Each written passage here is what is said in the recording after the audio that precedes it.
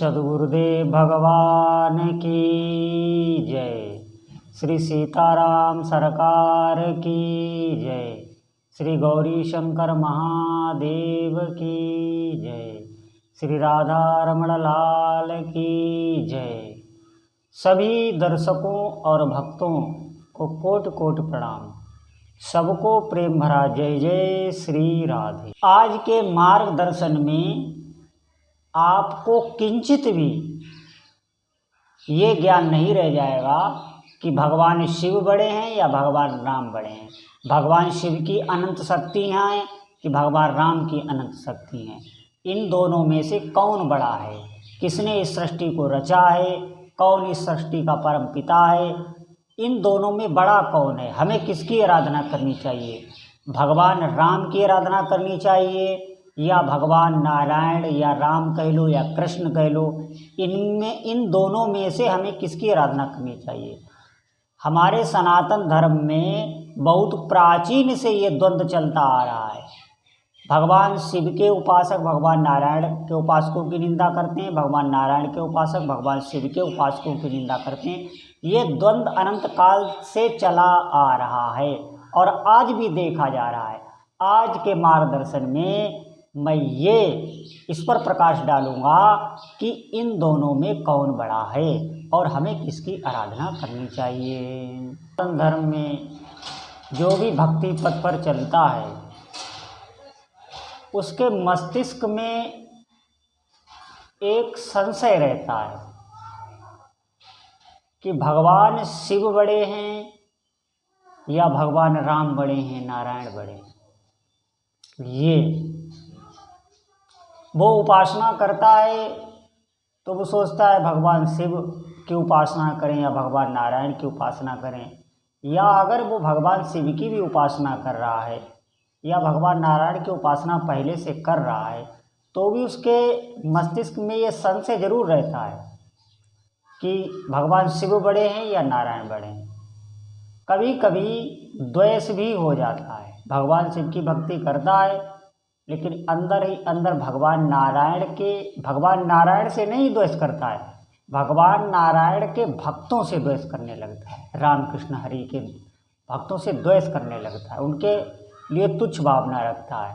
या कभी कभी नारायण के भक्त रामकृष्ण का भक्त है और भगवान शिव जी से नहीं द्वेष करता, भगवान शिव जी के भक्तों से द्वेष करने लगता है। एक बात आप ध्यानपूर्वक सुन लें, भक्तों से द्वेष रखना उनके इष्ट देव से ही द्वेष रखना है, क्योंकि कोई भी इष्ट देव है वो अपने आप उनसे द्वेष रखें ये उन्हें ज़्यादा नहीं अरुचिकर लगेगा, लेकिन अगर आप उनके भक्तों से द्वेष रखें तो वो इष्ट देव सहन नहीं कर पाते। ये बात आप ध्यान रखना। देखिए, भगवान शिव और भगवान श्री राम ये दोनों ब्रह्म हैं, एक ही ब्रह्म के ये दो रूप हैं, इनमें कोई बड़ा छोटा नहीं है। देखिए, शिव पुराण में भगवान शिव को सर्वोत्तम बताया गया, उन्हीं के अंश से ब्रह्मा नारायण ये सब प्रकट हुए। लेकिन आप श्रीमद् भागवत में देखिए तो भगवान नारायण से ब्रह्मा और ब्रह्मा से शिव प्रकट हुए।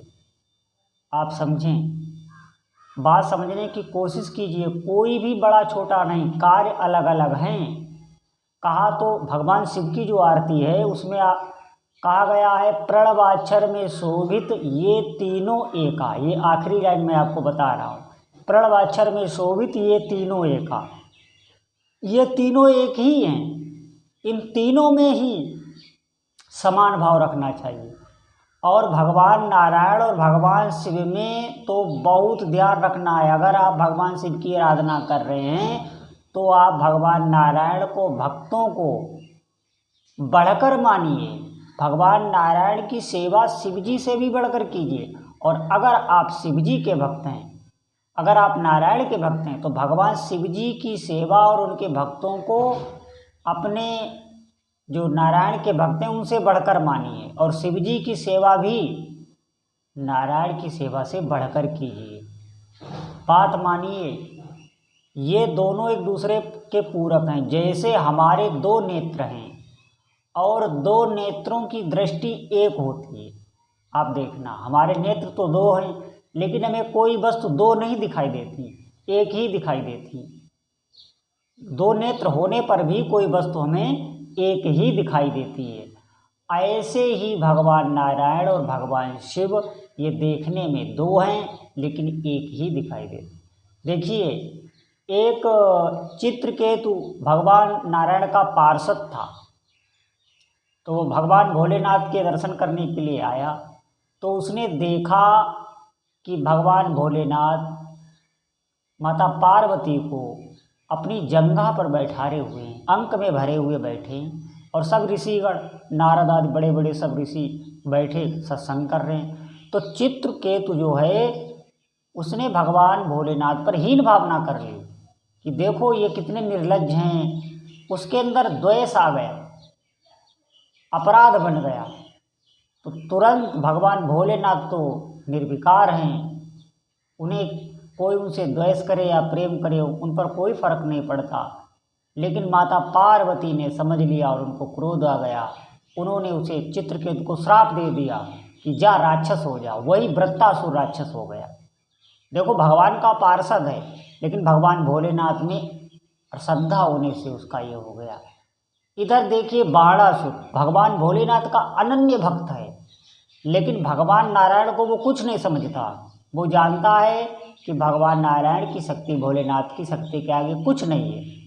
तो देखिए, भगवान कृष्ण ने बाणासुर की पूरी सेना और भगवान शंकर के गढ़ और स्वयं शिवजी, श्रीमद् भागवत आप उठाना, शिवजी लड़ने आए पूरे अपने परिकर के साथ, कार्तिकेय गणेश जी सबको केवल अनिरुद्ध ने ही परास्त करके भगा दिया।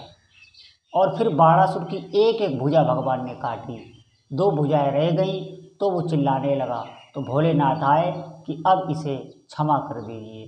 तब वो भगवान नारायण के चरणों में शक्ति जानकर उनके चरणों में गिरा। देखिए, यहाँ पर भोलेनाथ ने ये प्रमाणित कराया है, उनके हारने का मतलब है उन्होंने प्रमाणित कराया है कि नहीं, हम दोनों में से अगर आप किसी से एक से भी द्वेष रखेंगे तो आपका काम नहीं बनेगा, आपको कोई भक्ति प्राप्त ही नहीं हो सकती, भगवान शिव की प्राप्ति आपको नहीं होगी। देखिए, इधर जब भगवान राम वन वन रो रहे थे तो माता पार्वती को जो संशय हो गया था, उन्होंने कहा ये ब्रह्म कैसे हो सकते। भगवान शिव ने इन्हें प्रणाम किया, ये कैसे ब्रह्म हैं जो रो रहे हैं, मैं इनको नहीं मानती। भगवान शिव के मना करने पर भी उन्होंने उनकी परीक्षा ली। तो भगवान भोलेनाथ ने अपनी अर्धांगिनी तक को भी त्याग दिया। अब आप यहाँ बहुत गौर से सुने ये बात कि भगवान शिव और भगवान नारायण में कोई भेद नहीं। देखो, भगवान शिव भगवान राम को अपना इष्ट मानकर उनका नाम जपते, उनका भजन करते हैं। भगवान राम भगवान शिव को अपना इष्ट मानकर उनका भजन करते हैं। ये रामेश्वरम की स्थापना भगवान राम ने ही करी है। और भगवान शिव के लिए श्री रामचरितमानस में लिखा है कि तुम पुनि रामो दिन राती सादर जपहु अनंग हराती। ये उमा सहित जय जपत पुरारी, माता पार्वती और शिवजी दोनों लोग जपते हैं। माता पार्वती को आपके पता नहीं होगा, माता पार्वती के गुरु नारद जी हैं। नारद जी हमेशा नारायण भगवान का, राम भगवान के अनन्य भक्त हैं, लेकिन माता पार्वती के वो गुरु हैं और माता पार्वती के इष्ट नारायण हैं। आप इस बात को समझें। इधर माता सीता की इष्ट गौरी हैं। तो हम लोगों को बहुत ध्यान रखना होगा और दोनों में समान भाव करके आराधना करनी होगी, तभी हमारी आराधना पूर्ण होगी। दोनों एक दूसरे की भक्ति करने पर बहुत प्रसन्न होते हैं। अगर आप भगवान शिव के भक्त हैं और भगवान नारायण की आराधना करें तो शिव जी को बहुत प्रसन्नता मिलती है। अगर आप भगवान नारायण के भक्त हैं, शिव जी की आराधना करें तो भगवान नारायण को बहुत प्रसन्नता होती है। तो ये मेरा आज का मार्गदर्शन था। सभी इस पर बहुत ध्यान दें, ये विचार करने की बात है।